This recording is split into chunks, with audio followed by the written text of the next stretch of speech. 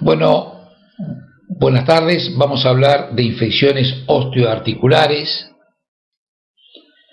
Básicamente tocaremos artritis séptica, osteomielitis aguda y crónica, espondilodiscitis, pie diabético y algunas palabras de infecciones protésicas. La artritis séptica.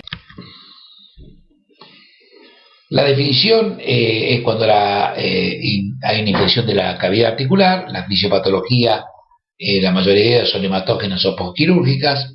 Los factores predisponentes son la edad avanzada, la patología persistente articular, puede ser una osteoartritis, una artritis reumatoidea o una gota, una cirugía articular reciente, el trauma e infección de las partes blandas circundantes, el uso de drogas endovenosas que no es frecuente en nuestro medio en este momento, y el inmunocompromiso, particularmente la diabetes.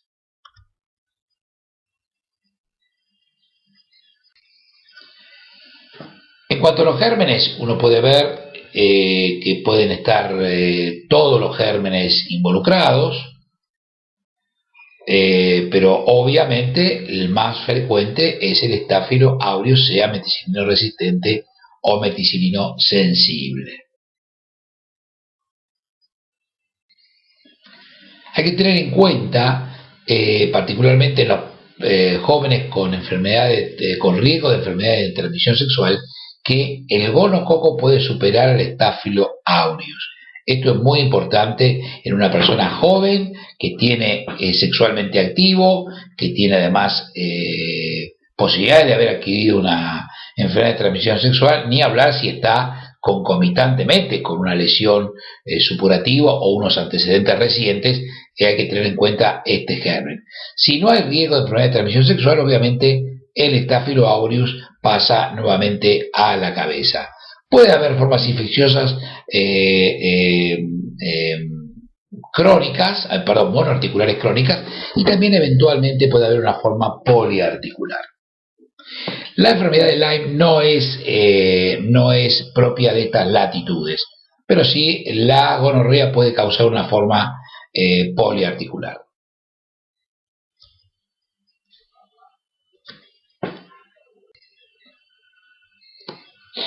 En cuanto a la clínica, el 60% tiene un cuadro febril con escalofríos y, por supuesto, los síntomas de inflamación local con eritema, calor, edema articular, dolor en la movilización activa y pasiva, y esto puede ser de comienzo agudo o subagudo. Las grandes articulaciones son las más afectadas. Puede haber en un porcentaje un compromiso poliarticular. La punción articular debe efectuarse tan pronto sea posible. El recuento celular, el GRAN y el cultivo, el físico-químico y la búsqueda de cristales son elementales, y lo indicativo de una artritis séptica es cuando hay más de 50.000 polimorfos nucleares, el GRAM es positivo, y la glucosa es baja y usualmente no hay cristales. Puede haber a veces pueden coincidir una artritis gotosa con una artritis séptica. Por eso es tan importante ver los cristales en un microscopio de refringencia. Los hemocultivos pueden ser útiles porque muchas de estas pueden ser artritis séptica puede estar originada en una bacteriemia, o al revés, algunas artritis sépticas pueden generar una bacteriemia. Hemocultivos hay que tomar siempre en estos casos. Los glóbulos blancos suelen estar elevados, la PCR puede ser más útil que el eritro. Los hemocultivos son tan importantes que muchas veces hacen el diagnóstico etiológico, porque uno por ejemplo, pudo haber tomado hemocultivos al ingreso de un paciente con fiebre que desarrolla la artritis al otro día, se le pone antibióticos en forma empírica, al otro día se le punza la rodilla y como ya está con antibióticos, el cultivo no crece, y uno puede claramente pensar y relacionar los hemocultivos con la etiología bacteriológica de la articulación. Las imágenes en general no son útiles, salvo la resonancia para evaluar partes blandas y compromisos asociados, como van a ver ahora. Y los diagnósticos diferenciales son la artritis reumatoidea, como decíamos hoy, una PUC aguda, aunque raramente monoarticular, gota, esto sí, puede ser pseudogota, o una artritis reactiva por otra causa. inmunológica, etc.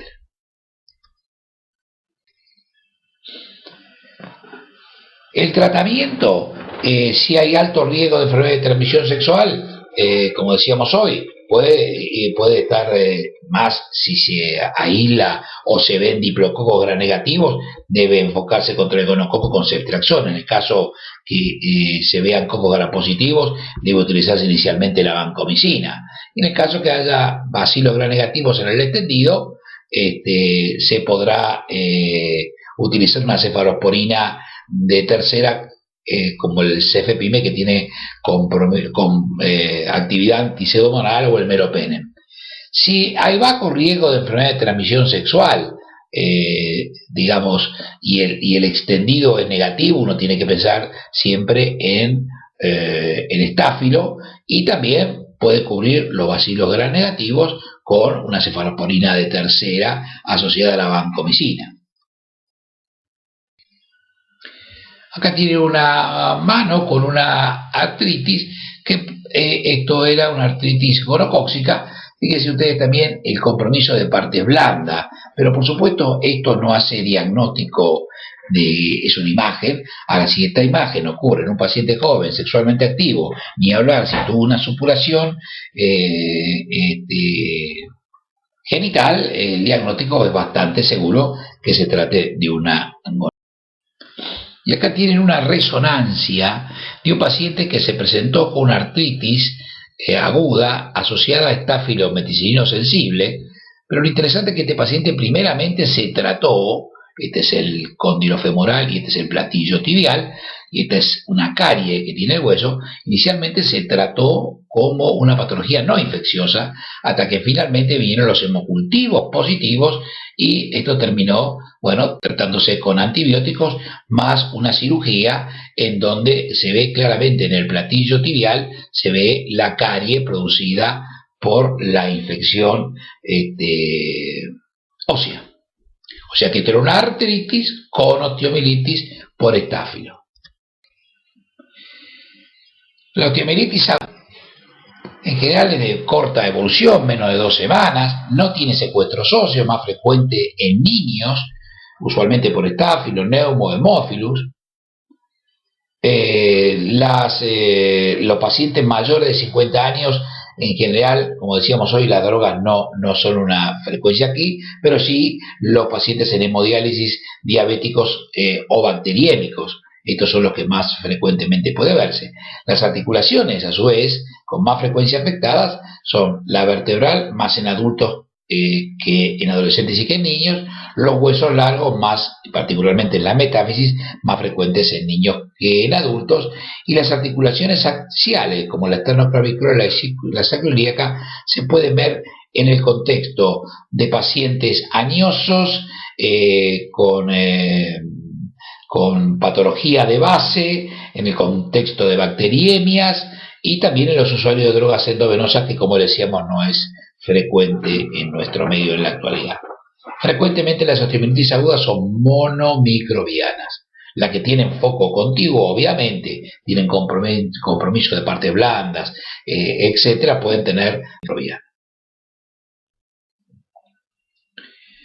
Los mecanismos en general son por diseminación hematógena, endocarditis bacteriana u otras bacteriemias.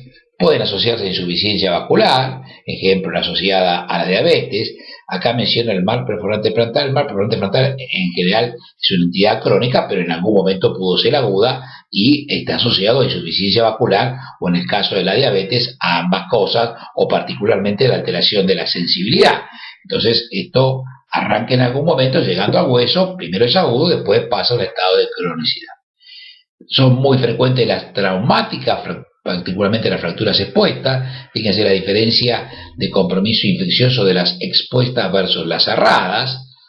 Y por supuesto las postquirúrgicas, algunas son asociadas a tratamiento de reducción de fracturas y otras son por reemplazos de cadera o de rodilla, que no es el caso de lo que nos vamos a enfocar hoy, salvo algunas palabras al final. La forma de presentación en general de las osteomielitis agudas es fiebre con escalofrío, puede haber presencia de compromiso general, lo que sí hay es dolor localizado y síntomas inflamatorios en la zona y alteración de la función, particularmente la movilización activa y pasiva.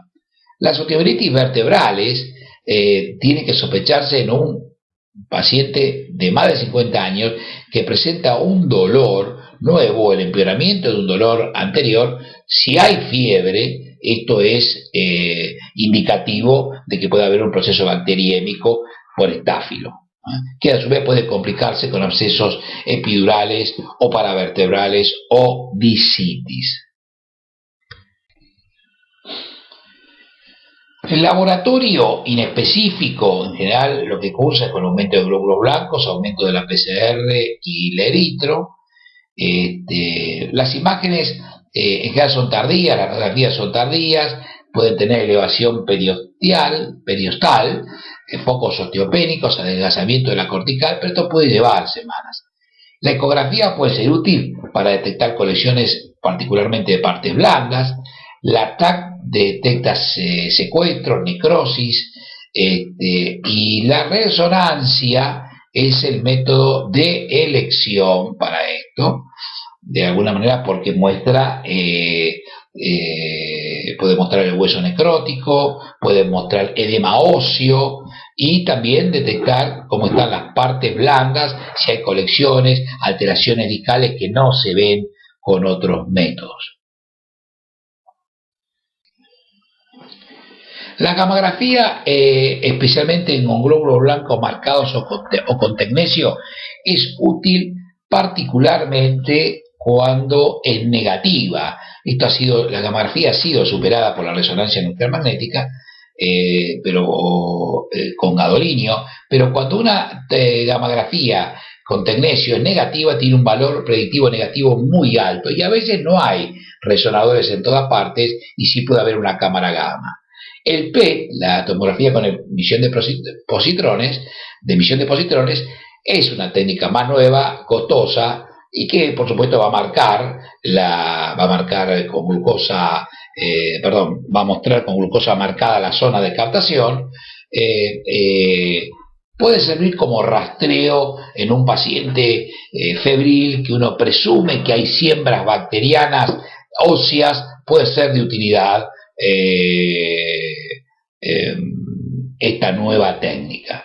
La anatomía patológica siempre es importante hacerla porque puede diferenciar el proceso entre agudo y crónico, y fundamentalmente la característica del proceso crónico es el hueso necrótico y la formación de nuevo hueso o regeneración ósea. Esta asociación de ambas cosas es típica en la osteomielitis crónica.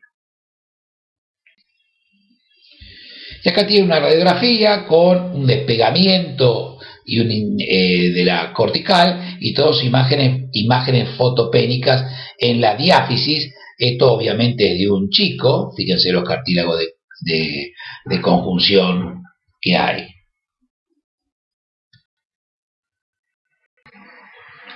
Una clasificación de la osteomielitis puede ser la clasificación de Van-Bommel, que la clasifica en hematógena con foco contiguo y asociada a insuficiencia vascular. La hematógena, como decíamos, es más frecuente en los chicos, huesos largos, y las vertebrales en adultos, como decíamos. Los gérmenes a la cabeza son el Staphylo aureus, meticilino sensible o resistente. La de poco contiguo están asociadas, como comentamos hace un ratito, a reducción de fracturas, a colocación de elementos protésicos, elementos de fijación, etc. O a heridas contiguas o punzantes. Recordar las mordeduras, y particularmente las mordeduras de gatos, porque tienen dientes muy incisivos que pueden penetrar al hueso y llevar el material séptico de su boca al interior del hueso, con lesiones mínimas o inexistentes o puntiformes de partes blandas. Y también la osteomielitis asociada a insuficiencia vascular, que en la mayoría son pacientes diabéticos, pero también puede haber pacientes sin diabetes y con severa patología arterial. Otra clasificación es la clasificación de Czerny-Mader, que, para que sepan, simplemente no creo que sea importante que la memoricen, pero que hay una forma medular, una forma superficial, una forma localizada y una forma difusa. Ahora van a ver un gráfico de esto y las características del huésped, que son las que le agregan a esto, digamos, de descripción, esta parte de descripción de cómo es la osteomielitis, le agregan si el huésped es normal, si el huésped tiene un compromiso local o sistémico o de ambos, y si el riesgo, el estadio C, del estado general es superior al de la osteomielitis. Entonces esto hace que uno pueda decir que estamos hablando de una osteomielitis estadio 4A, 4B o 4C. Entonces seguramente en este estadio y con estas conclusiones va a ser mejor dejar esta osteomielitis, porque seguramente el paciente va a estar más grave por la operación que por la osteomielitis o por el intento de resolución del problema.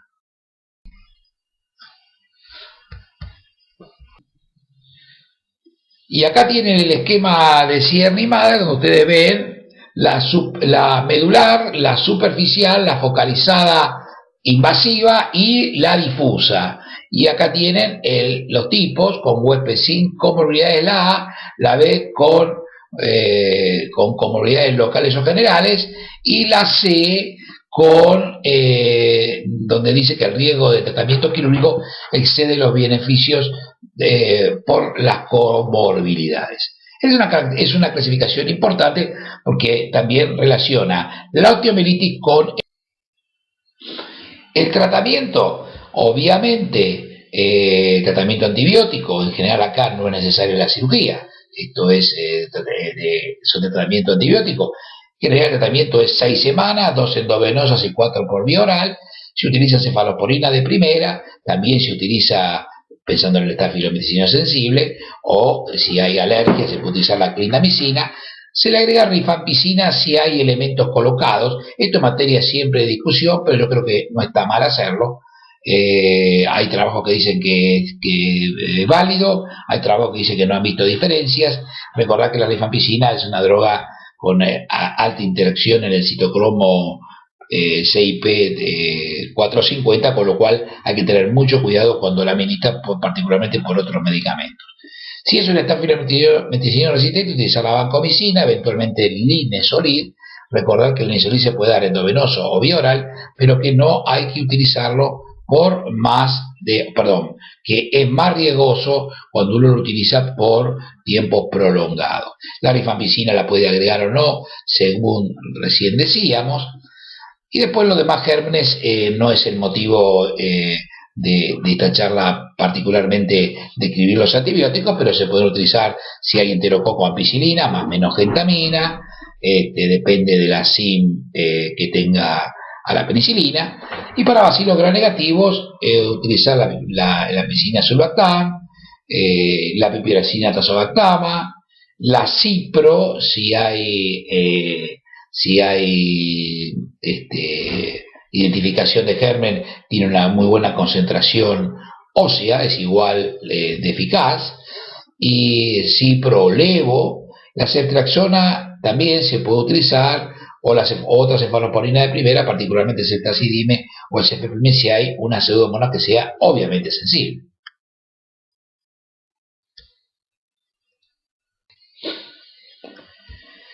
El tratamiento de la osteomielitis por contigüidad es un poco diferente porque además requiere, más que requiere, va a haber asociado alteraciones de las partes blandas, va a haber úlceras con o sin déficit vascular, que podrán ser polimicrobianas, con anaerobios, muchas veces las crónicas. En general necesitan debridamiento quirúrgico, toma de muestra. Recordar que la toma de muestra ósea no debe realizarse nunca a través de trayectos fistulosos o heridas contaminadas, sino esto va a mostrar nos va a mostrar falsamente que el hueso tiene gérmenes que a lo mejor no lo tiene. El tratamiento obviamente será más largo y hay excelentes tratamientos antibióticos para por vía oral, como es las quinolonas, el Bactrim, la Clinda y la rifampicina. Y como tratamiento empírico inicial, en general, si hay sospecha de Staphylococcus meticilliano resistente, creo que hoy esto es más la norma que la excepción, deben comenzar al menos con vancomicina, más ciprofloxacina, o alguna cobertura para bacilos gram negativos, y una vez que se descarte que esté el Staphylococcus meticilliano resistente, uno podrá buscar otras alternativas como clindamicina, el uso de Bactrim vía oral, la ciprofloxacina y la rifampicina, etcétera. Pero siempre hay que pensar en el estáfilo, y particularmente si uno no sabe o tiene dudas, tiene que dar una cobertura inicial para meticilliano resistente y después decalarlo.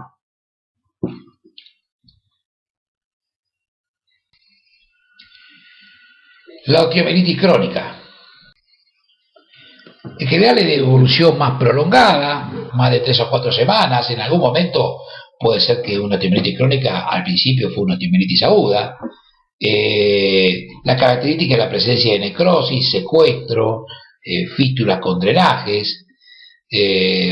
Como decíamos recién, puede estar originada en una osteomielitis aguda por una inoculación traumática o un foco contiguo. Y acá vemos que los factores de riesgo más comunes son la fractura expuesta, la insuficiencia vascular, la diabetes, el inmunocompromiso y nuevamente las drogas endovenosas, que no son en este momento de relevancia nuevamente entre nosotros. El dolor y el compromiso general en realidad es menos frecuente. Acá lo que hay en general es un déficit de la función asociada a la cronicidad, etcétera, y hay formas especiales de alguna manera de osteomielitis crónica asociada a la diabetes con el mal perforante plantar, o las formas vertebrales, que son más frecuentes las lumbares que las torácicas, y en general asociadas a un proceso que sembró, como una endocarditis, sembró por vía hematógena.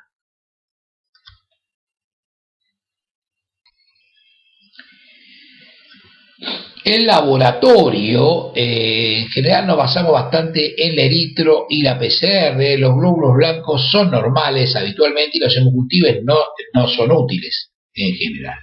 Las imágenes, la resonancia nuclear magnética es muy útil, especialmente en vertebral, y vamos a ver un pie diabético. La gamografía, como decíamos recién, es menos sensible y específica, pero puede ser útil.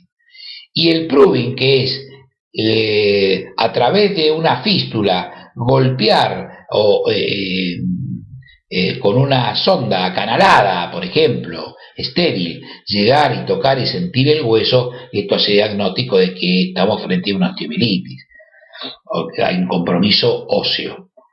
La biopsia ósea es importante y hay que hacer en la anatomía patológica, en algunos casos, particularmente en pacientes que tienen algún inmunocompromiso, buscar bacilos ácido alcohol resistentes, y esto a veces no se logra con los cultivos, y sí se logra ver una anatomía patológica típica de micobacterias o de micobacteriosis. No hay que hacer cultivo de tractos o úlceras en general, porque no son útiles y van a llevarnos. Los agentes etiológicos pueden ser muy variables. El estáfilo siempre hay que tenerlo en cuenta, pero puede haber diferentes tipos de estáfilo, diferentes tipos de bacilos gram negativos no fermentadores, y puede haber también anaerobios, particularmente en las que tienen foco contiguo de piel y partes blandas, y recordar las mordeduras, como decíamos recién, con patógenos que pueden ser bastante específicos. A diferencia de la aguda, el tratamiento es quirúrgico, y antibióticos y quirúrgico. Hay que remover el hueso necrótico, los secuestros, todas las partes blandas que estén devitalizadas.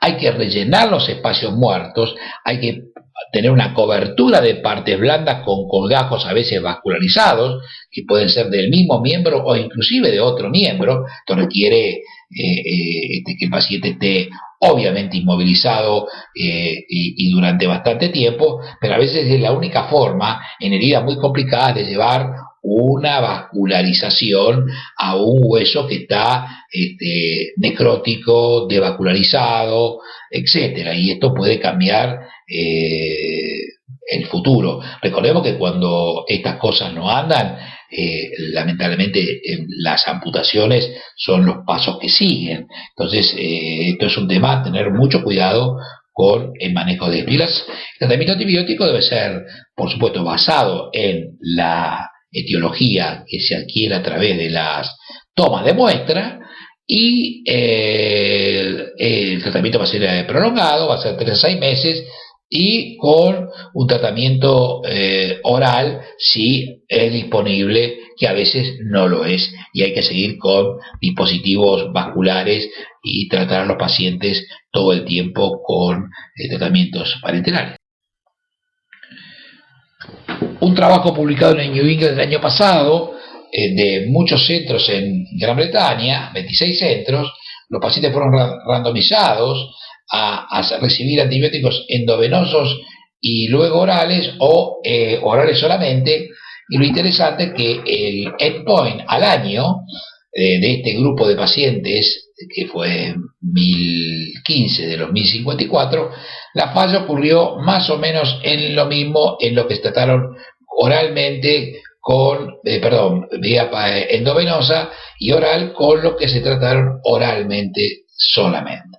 Con lo cual, el tratamiento por vía oral es algo que es muy importante. Hay que elegir bien los antibióticos, y esto es, si bien esto no lo estamos haciendo, lo que estamos haciendo son los tratamientos en lo posible 2 semanas parenteral y después vía oral, pero esto es una alternativa reciente a considerar. Y acá tenemos una paciente que tiene una fractura expuesta de tibia y peroné, asociada a elementos de fijación funcionantes, con exposición y drenaje. Son casos muy comunes y muy complejos. Ahí tienen la exposición de los elementos de fijación. Esto, por supuesto, esto hay que cubrirlo. Esto, si uno no lo cubre, esto es muy difícil que esto se resuelva. Esta enferma fue sometida a un colgajo en esta parte y a una cobertura de esto, y la evolución fue muy buena. Esto está cerrando por segunda y se curó totalmente, no hubo más fístula y la enferma evolucionó en forma favorable, siguió con tratamiento antibiótico por un largo tiempo, y eventualmente, si la enferma, una vez que la fractura esté consolidada, se puede pensar, y si reaparece un foco de supuración externa o que a pensar que hay osteomielitis en la actividad, eventualmente se pueden retirar los elementos de fijación, porque ya dejan de ser funcionantes. Los elementos de fijación son funcionantes mientras la fractura no se ha consolidado. Una vez que la fractura está consolidada, ya los elementos de fijación se pueden sacar en algunos casos, no en todos los casos. Y acá tienen la imagen de una osteomielitis vertebral. Fíjense estos espacios y la altura de estas vértebras. Fíjense, esta vértebra está cuneada, está estropeada desde el punto de vista de su estructura, y hay un compromiso del espacio. Esto es una osteomielitis vertebral, una imagen bastante típica, que por supuesto el diagnóstico no se puede hacer con esto. Esto requiere otro contexto de cosas, como parámetros de laboratorio, antecedentes, etcétera, y seguramente acá el diagnóstico es a través de una tomografía, realizar una punción dirigida por tomografía para obtener muestras de este tejido. Esto no se puede tratar empíricamente, a menos que este señor o señora haya tenido una endocarditis reciente y que uno tenga el germen, con lo cual uno puede decir esta osteomielitis es por el mismo germen que tuvo la bacteriemia. Si eso no ocurre, no hay otra forma que punzar a través de la tomografía esta vértebra. Y acá tienen una osteomielitis que ha generado esta gran colección paravertebral. Esta es otra complicación, esto va a requerir drenaje quirúrgico, probablemente, seguramente el drenaje quirúrgico va a decir que germinae y eventualmente que haya alteraciones óseas que deban ser removibles o que sean resecables, si hay colecciones, etcétera, o si hay secuestros, y a veces hay necesidad de fijar la columna, y esto es todo una gran complejidad, porque uno debe fijar la columna inmerso en un proceso infeccioso, pero esto hay que hacerlo siempre. La fijación y la continuidad ósea es indispensable, máxime si estamos hablando de una columna vertebral. La espondilodicitis es más frecuente en chicos de menos de 5 años y en la región lumbar, y esto básicamente porque ahí a esa edad termina la vascularización, los discos son avasculares, por eso es más frecuente en chicos que en adultos. En adultos se asocia generalmente a una disectomía o una operación de hernia de disco, en donde como una infección posoperatoria hay compromiso del disco. Germen más frecuentemente hallado, no exclusivamente, puede ser un estafilobacio, también puede haber presencia de bacilos gram negativos. De esto dependerá si es posoperatorio de la etiología nosocomial, que puede ser variable en diferentes instituciones, en diferentes ámbitos, en diferentes cirugías, etcétera. El cuadro clínico es dolor lumbar progresivo, en general no tienen fiebre.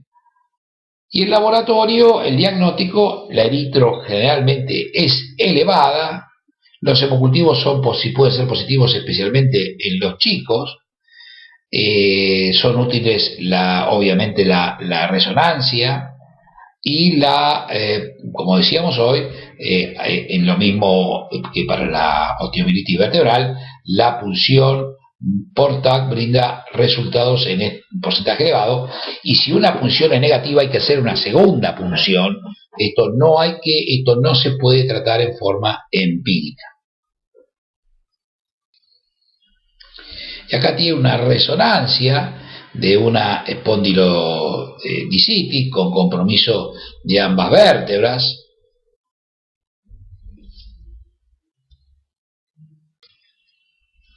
Fíjense acá cómo se ve todas estas alteraciones de las carillas interarticulares y la destrucción de este disco. Y acá tienen cómo se realiza la punción a través de la tomografía, cómo se punza el disco. Este es un paciente puesto en la tomografía de cúbito ventral para hacerla. Ahí está entrando la aguja. Pie diabetes es una patología frecuente asociada a mal control de la glucemia. Favorece la enfermedad cardiovascular, favorecida o propulsada por la enfermedad cardiovascular central y periférica. En los diabéticos también hay un deterioro de la función de los polimorfonucleares y hay un aumento de riesgo y mantenimiento de infecciones. Y la insuficiencia vascular periférica se asocia también, obviamente, a la imposibilidad ya sea de prevenir lesiones o de regenerar los tejidos dañados. Y las neuropatías. Entonces acá hay una mezcla de cosas. Entonces tal, con mal control de la glucemia, que hace y propulsa todas estas patologías cardiovasculares y altera los polimorfonucleares, la insuficiencia vascular periférica, que no permite que los tejidos se defiendan o se regeneren, y las neuropatías, que son las que hacen que el paciente no sienta nada y las lesiones avancen, particularmente en los pies. Representa el pie diabético un 25% de las internaciones de la diabetes en la etapa de complicaciones. Las manifestaciones locales pueden ser desde muchas a ninguna. Puede haber un paciente séptico o un paciente que tenga un desastre en un pie o en una extremidad y que, digamos, que tenga el otro extremo, o sea, que ingrese por lesiones necróticas, malolientes, y el paciente esté sin ninguna repercusión. Y casualmente hay que pensar esto: cuanto el pie diabético sabemos que puede tener lesiones vasculares, macrovasculares o no. Entonces, si hay un pie diabético, en la medida que haya más vascularización, es probable que veamos un cuadro más florido. En la medida que hay menos vascularización, son estos cuadros con más necrosis, pero hay como una especie de aislamiento de las lesiones que uno ve, de la necrosis, etcétera. Y uno acá digo claramente, si hay compromiso vascular suele haber menor expresión local. O sea, si no hay arterias, uno ve todo medio detenido, y lo ve un día y lo ve el otro, y más o menos igual. Mientras que si un paciente tiene un pie diabético fundamentalmente de origen neuropático, o porque tuvo un corte y le entró y tiene buena vascularización, es probable que el paciente curse con un capítulo que hablamos la otra vez, que es una lesión severa de piel y parte blanda que requiere una cirugía urgente con debridamiento, toma de muestra, etcétera. Esto depende de los escenarios y fundamentalmente del estado vascular del paciente. Por supuesto, por la contrapartida, en la medida que un paciente tenga muy mala vascularización, la posibilidad de resolución va a ser mucho más difícil y a veces va a requerir de una amputación, que es lo que uno ve en los pacientes de estas características. Pueden haber signos típicos de infección, como decíamos recién, más o menos más o menos fístula. Puede haber infecciones profundas en tejido blando con osteomielitis. Como decíamos recién, puede haber bulla con contenido oscuro que pueden indicar un compromiso profundo muscular, gangrena, necrosis, etc. O sea que el espectro de un pie diabético va desde agudo y compromiso de la vida en lo inmediato a un pie crónico, donde lo que uno haga no va a repercutir inmediatamente, o lo que uno no haga no va a repercutir inmediatamente en la evolución de ese paciente. Y en la evaluación debemos tener en cuenta, primeramente, si hay, como decíamos recién, repercusión del estado general, estados generales de la diabetes, para eso hay que hacer un laboratorio general, una erito y una PCR, un compromiso, si hay compromiso sistémico desde el punto de vista infeccioso, tomando hemocultivos.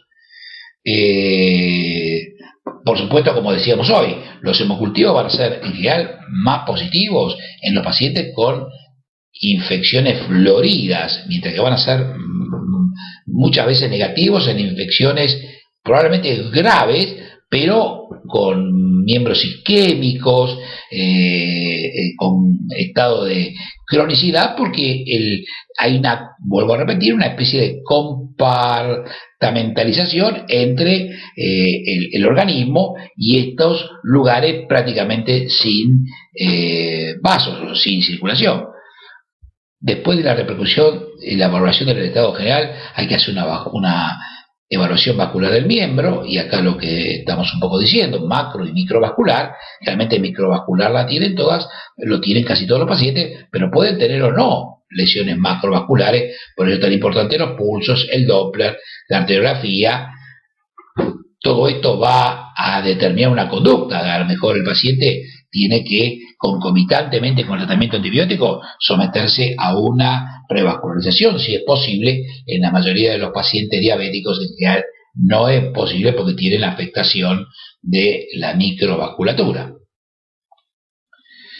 Para ver el alcance de los daños, bueno, la radiografía, las TAC, las gammagrafías, la TAC decíamos que tiene un alto valor predictivo negativo, pero la resonancia es el método ideal con 1,25 de sensibilidad y 1,29 de especificidad.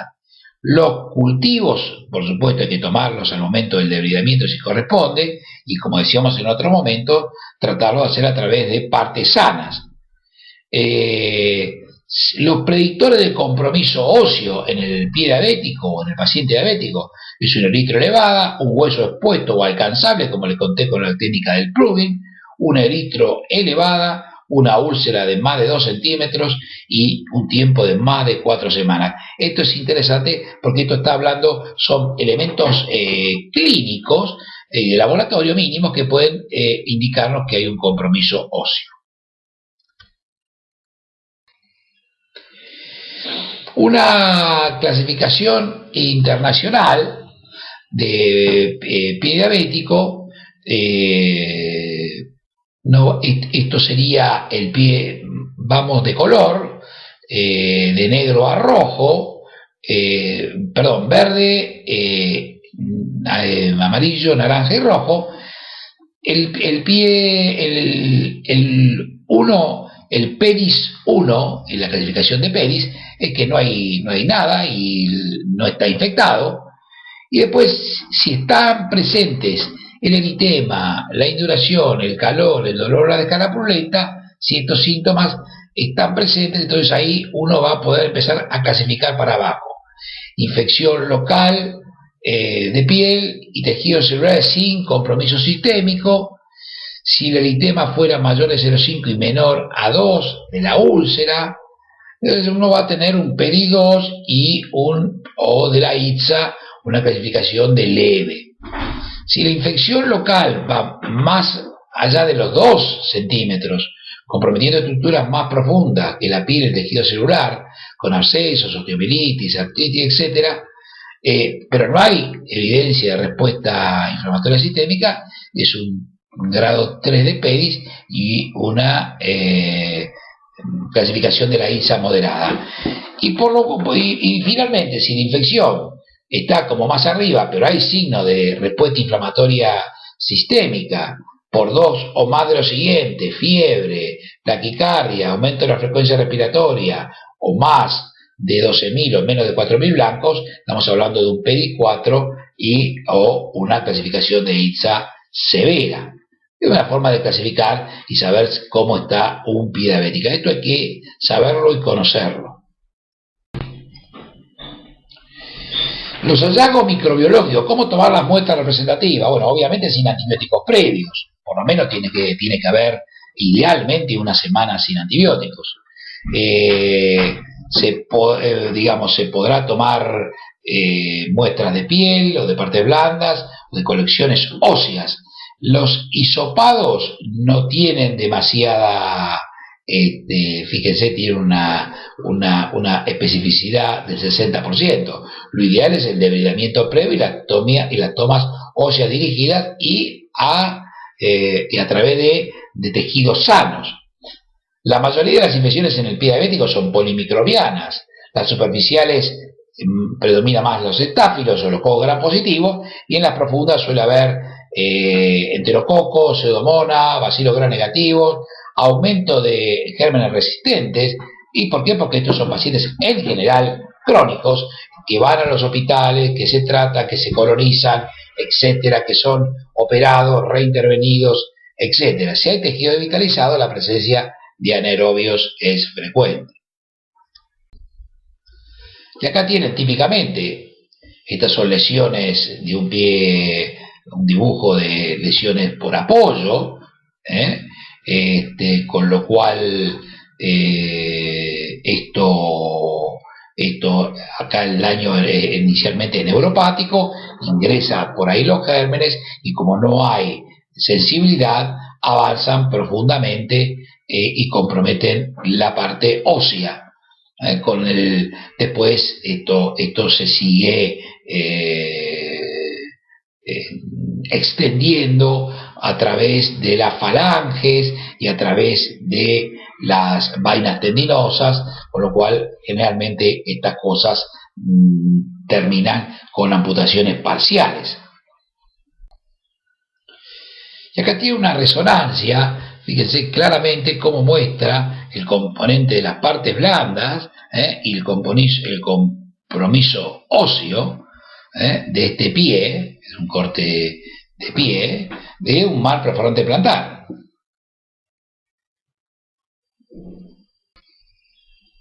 Fíjense cómo se ve todo el compromiso de partes blandas, el compromiso óseo, todo bien marcado.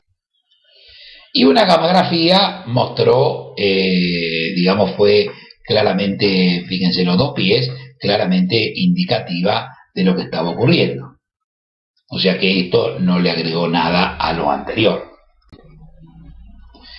Este es otro paciente, este es un paciente con diabético, una lesión acá exclusivamente vascular, que tuvo toda una celulitis a partir de esta lesión. Acá seguramente hay flemista, hay necrosis, con lo cual debe haber anaerobios, etc. El paciente respondió bien al tratamiento. Acá tienen toda la descamación producto de la desefervescencia del cuadro. Fíjense las lesiones unguiales que tiene. Este no tiene aspecto de ser un pie groseramente isquémico. Este es un pie que tuvo seguramente alguna alteración de la circulación que llevó a este fenómeno tromboembólico y necrosis de este dedo, que esto puede después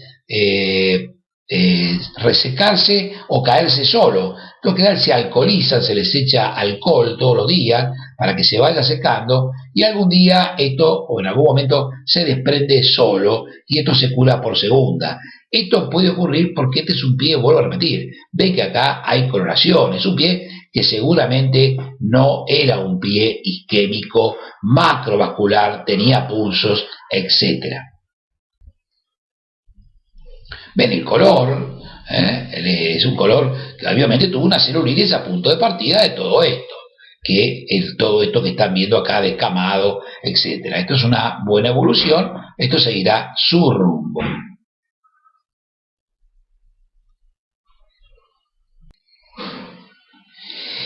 El tratamiento es internar a los pacientes en categoría 3 y 4, obviamente para el soporte del estado general, la evaluación vascular, el debridamiento con cirugía cardiovascular y con ortopedia. ¿Por qué? Porque acá está la si bien no es que se vaya a hacer conjuntamente, pero o que lo pueden hacerlo un equipo conjunto, pero en general es importante ambos dos, el traumatólogo y el vascular, porque son los que en definitiva uno lo va a ver desde el punto de vista del ortopédico, y otro va a evaluar si esto tiene viabilidad o no desde el punto de vista vascular. Hay que obtener, como decíamos, los cultivos profundos antes de los antibióticos si es posible, y los tiempos de tratamiento, obviamente, como decíamos, van a ser 1 o 2 semanas para las leves, 2 a 3 para las moderadas, y más de 6 meses si hay osteomielitis o en pacientes osteomielitis crónica. Y por supuesto, lo más importante de todo es descargar la herida de presiones, porque en general, no este paciente último que les mostré, que tiene una necrosis, que esto no es por apoyo, pero sí la otra imagen de los males perforantes. Si esto uno no lo resuelve, el paciente no se termina curando y se repite esto inmediatamente.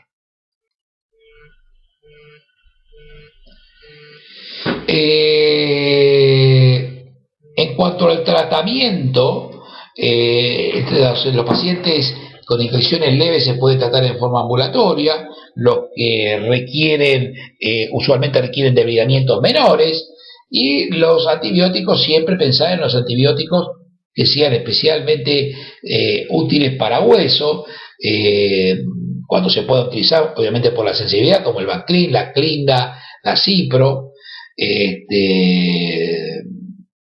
A veces mezcla de antibióticos, porque si uno le da amoxiclavulánico más Bactrim, puede cubrir los anaeróbicos o los genes anaeróbicos, y también el estáfilo, en fin, pero esto dependerá de el hallazgo. Los 3 y 4 son los PEDIS 3 y 4 son para internación, que ya no necesitan debilitamientos extensos, uno o más, y los gérmenes ya se complica de alguna manera con la presencia de bacilos gram negativos, fermentadores y no fermentadores, anaeróbicos, etcétera. Tratamiento oral se puede hacer dependiendo de la sensibilidad, con las drogas que acá menciono y que ya hemos charlado un poco, y endovenoso en general es un muy buen esquema empírico inicial: el ampicilina, surfactant, el pipertazo, el ertapenem también. El ertapenem es muy bueno porque se da una vez por día y es activo contra las beta-lactamasas de rango extendido, no es activo contra la pseudomonas, y eventualmente el mero y la banco en un paciente que uno cree que puede estar groseramente colonizado e infectado por germen multiresistente, y después hará una decalaje de los antibióticos acorde a los hallazgos. El tiempo de tratamiento, y si hay si es necesaria una resección ósea o amputación, esto es importante. Si hay buenos márgenes, con 5 días de antibióticos sería suficiente. Si uno reseca todo lo necrótico y deja parte sana, el tratamiento tiene que ser corto. Si hay tejidos blandos residuales infectados y no hueso, 1 a 3 semanas. Si hay hueso reinfectado pero viable, 4 a 6 semanas. Y si hay hueso muerto y debilitamiento inadecuado, hay que pensar en tratamientos prolongados de por lo menos 3 meses en adelante. Infecciones protésicas. Uno puede clasificar las infecciones protésicas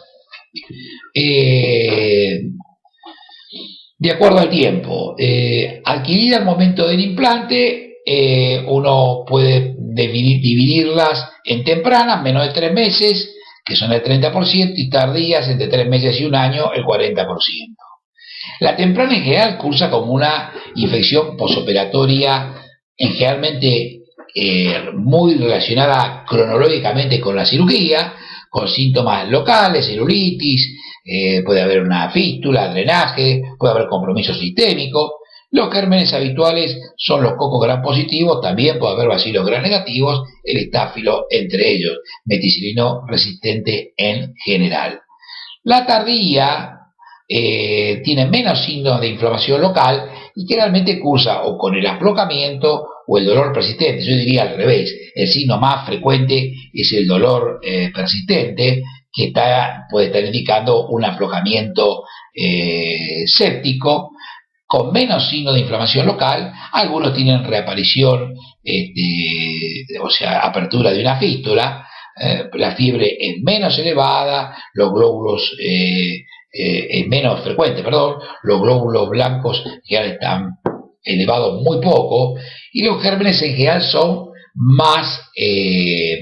menos agresivos. El estafilocoagulasa negativo, u otros gérmenes que son de menor agresividad, mientras que en las agudas, que están cercanas a la cirugía, son estafilosaurios, bacilos gram negativos, etc.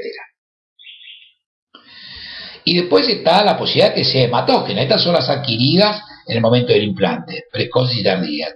Y después las hematógenas, que son generalmente al más del año, y originadas en bacteriemia por otras causas respiratorias, infecciones de partes blandas, etcétera, y que se presentan en un paciente que estaba andando muy bien con su artroplastia y de pronto presenta una infección aguda de esa articulación protésica. Y los gérmenes obviamente van a tener relación con el germen que produjo la bacteriemia. Los estáfilos siempre a la cabeza.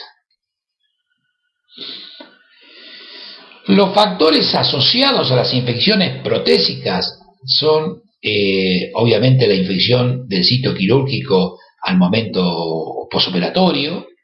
Si hay una malignidad, si uno tiene una infección de la herida quirúrgica, digamos, a veces no es tan fácil dictaminar si es superficial o si es profunda. Se hace una exploración. Lo mejor que hay que hacer es inmediatamente, como vamos a ver ahora, hacer una debridación y en general debridar y limpiar el hematoma infectado, que suele ser lo primero que ocurre.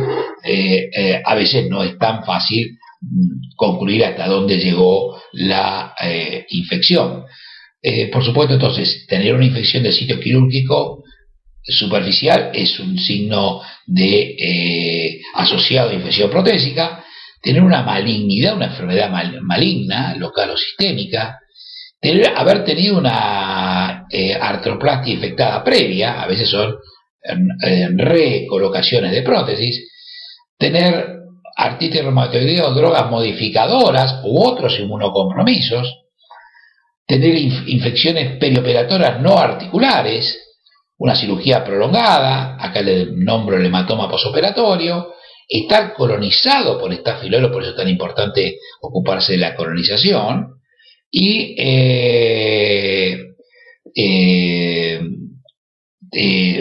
realizar una artroplastia como tratamiento de una fractura. Esto también es complicado. Y tener un riesgo de anestesia mayor de 3. Todos estos son elementos que figuran como asociados a infecciones o predictivos, si uno quiere, de alguna manera, de infección. En cuanto al diagnóstico, bueno, están los datos clínicos y el examen físico y la historia clínica. Hay que tomar muestras de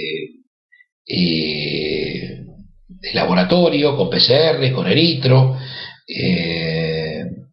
hemocultivos si se presume que el paciente está lo suficientemente en periodo agudo como para tener una bacteriemia o ser bacteriémica. Esto suele verse en las infecciones protésicas agudas y precoces, donde el paciente puede eventualmente tener hemocultivos positivos.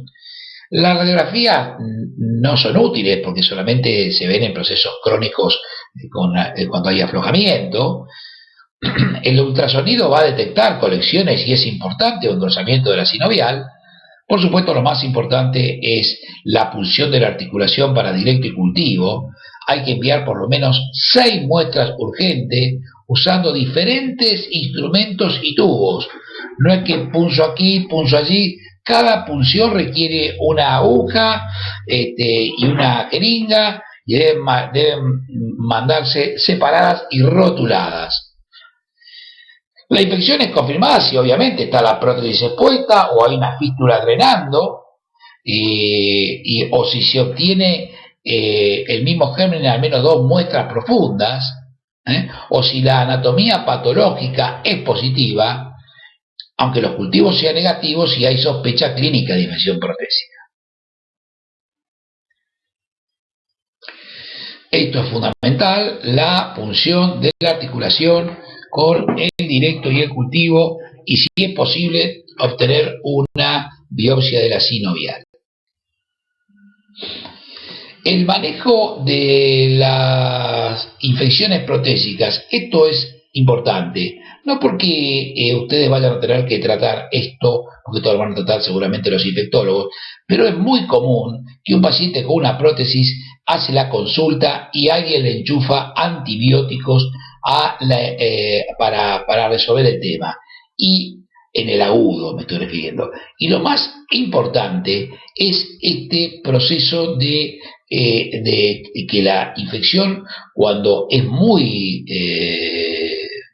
precoz y dentro de las 24 horas de la presentación de la infección, pongamos que un paciente que se opera un lunes, se va un viernes a la casa y al otro martes viene con una dolor local, eritema, etcétera. Este es el momento, en esas 24 horas, para tomar hemocultivos, aspirar la articulación, si hay signos de infección sistémica, colocar antibióticos en forma inmediata luego de los cultivos. Si está estable, que en general ocurre, hacer el debridamiento en ese momento, con cambio de componentes modulares, esto tiene un nombre que se llama DAIR, pero es muy importante porque ahí es donde se puede jugar si la prótesis tiene alguna posibilidad. Si esto no se hace, es prácticamente condenar a que esto, si hay compromiso protésico, va a andar mal. Y acá tienen que quiere decir el aire de debridamiento, antibióticos, irrigación y retención. O sea, esto no se saca la prótesis, hay una limpieza, un lavado, colocar antibióticos. En general, después de las muestras, se puede comenzar con veneno, cipro, hasta tanto estén los cultivos.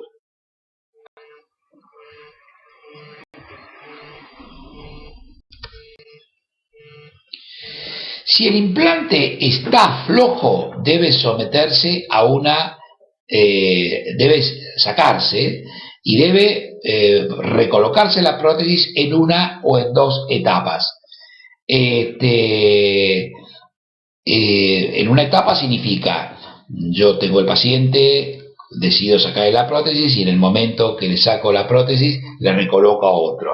En dos etapas, yo tengo un paciente que decido sacarle la prótesis, le saco la prótesis, le coloco un espaciador, lo trato con antibióticos y lo recoloco en una segunda etapa, en general no más de 3 meses, cuando esté en teoría la infección adecuadamente tratada.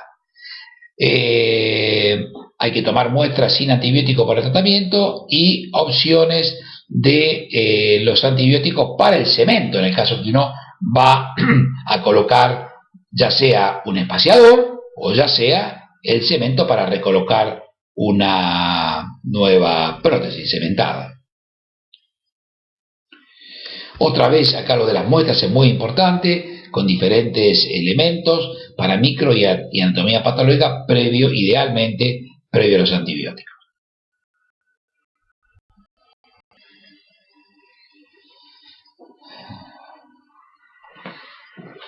La revisión en una etapa se puede hacer si hay stock óseo adecuado, o sea, si el hueso está en buen estado y los tejidos blandos también, si el organismo es un organismo que pueda tener una buena biodisponibilidad para tratamientos orales.